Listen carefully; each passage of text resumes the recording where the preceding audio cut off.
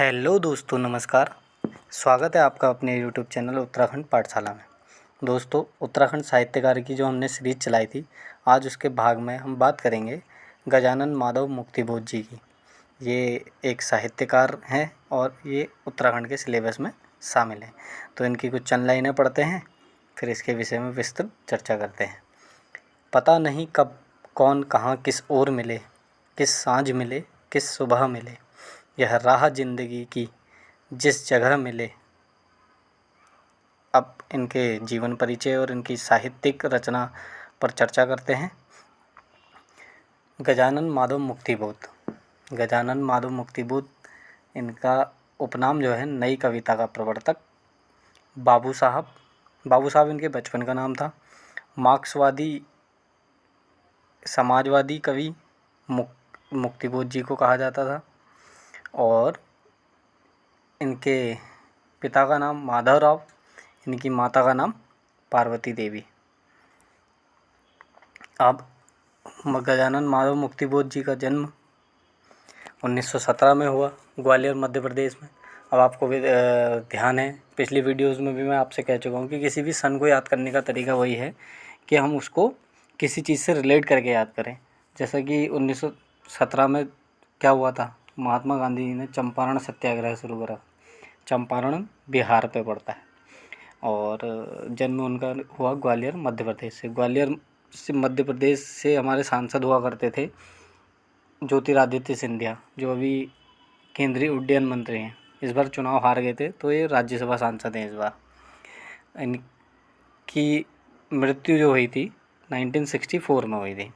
अब 1964 में भारत के प्रथम प्रधानमंत्री नेहरू जी, 1964 में इनकी मृत्यु हुई थी, नेहरू जी की भी और गजानन माधव मुक्तिबोध की। नेहरू जी की 27 मई 1964 को मृत्यु हुई थी। अब बात करते हैं इनके बचपन का नाम हमने जैसा कि अभी बोल दिया था, बाबू साहब। इनका काव्य संग्रह है चाँद का मुँह टेढ़ा, भूरी भूरी खाक धूली, एक पक्षी और दीपक। निबंध संग्रह है इनका एक साहित्यिक डायरी, आखिर रचना क्यों, क्लाड एथरली। कहानी संग्रह कार्ड का सपना, सतह से उठता आदमी, अंधेरे से, जंक्शन, ब्रह्मा राक्षस का शिष्य, सौंदर्य के उपासक और विपात्र।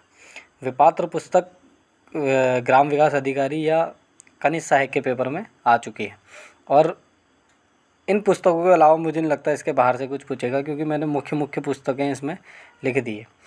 गजानन माधव मुक्तिबोध जो हैं, विचारधारा जो थी इनकी वामपंथी विचारधारा के थे। वामपंथी को लेफ्टिस्ट सरकार बोलते हैं या कम्युनिस्ट सरकार कहते हैं। कम्युनिस्ट सरकार अभी वर्ल्ड में सिर्फ चाइना में है और इंडिया में सिर्फ केरल राज्य में, जो भारत का केरल राज्य है, सिर्फ लेफ्टिस्ट सरकार यहाँ बची है। इसके अलावा इससे पहले यह पश्चिम बंगाल, वेस्ट बंगाल में हुआ करती थी लेफ्टिस्ट की सरकार, वहाँ से इनका सफाया हो गया। सिर्फ और सिर्फ अब केरल राज्य में मौजूद है वामपंथी सरकार। और उत्तराखंड में एक वामपंथी विचारधारा के व्यक्ति थे विक्टर मोहन जोशी, जो CPIM बनाई थी जिनने। तो इनकी अन्य पुस्तकों की बात करते हैं मुक्तिबोध जी की। जिंदगी बुरादा तो बनेगी ही, चंबल की घाटी, कामायनी एक पुनर्विचार। इससे पूर्व हम कामायनी पुस्तक पढ़ चुके हैं, किसकी, जयशंकर प्रसाद जी की कामायनी पुस्तक पढ़ चुके हैं, जो बहुत फेमस रही, महाकाव्य कहा जाता है जिसको, ठीक है। और इनके उपन्यास रहे नई कविता का आत्मसंघर्ष, आखिर रचना क्यों और विपात्र पुस्तक को हमने इधर कहानी संग्रह में बोला था, कहानी संग्रह ना होते हुए उपन्यास है। इनकी अन्य पुस्तकें हैं कार्ड का सपना, चंबल की घाटी, एक साहित्य की डायरी, ब्रह्मा राक्षस का शिष्य। इनके अन्य उपनाम क्या थे, इनको नई कविता का प्रवर्तक, फैंटेसी का कवि, प्रगतिशील कविता तथा नई कविता के बीच का सेतु कहा जाता था। ये कहा जाता था गजानन माधव मुक्तिबोध जी को। तो दोस्तों, आज के टॉपिक पे इतना ही। लेकिन दोस्तों, हमें एक चीज़ ध्यान रखनी पड़ेगी कि हमें इनके माता पिता का नाम और इनका जन्म और मृत्यु तो रटना ही है, क्योंकि अब आयोग जो है पैटर्न बदल रहा है पूरा। वो पूरा नए तरीके से कभी उपन्यास पूछता है, क्योंकि पुस्तकें दोस्तों सभी ने रट ली हैं मेरे हिसाब से।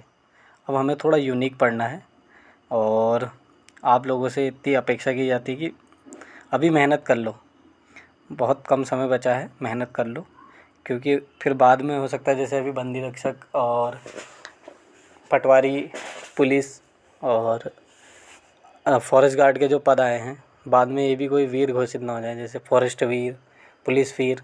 तो इससे अच्छा है कि 4 साल की सर्विस करने से अच्छा है कि परमानेंट जॉब लग जाए।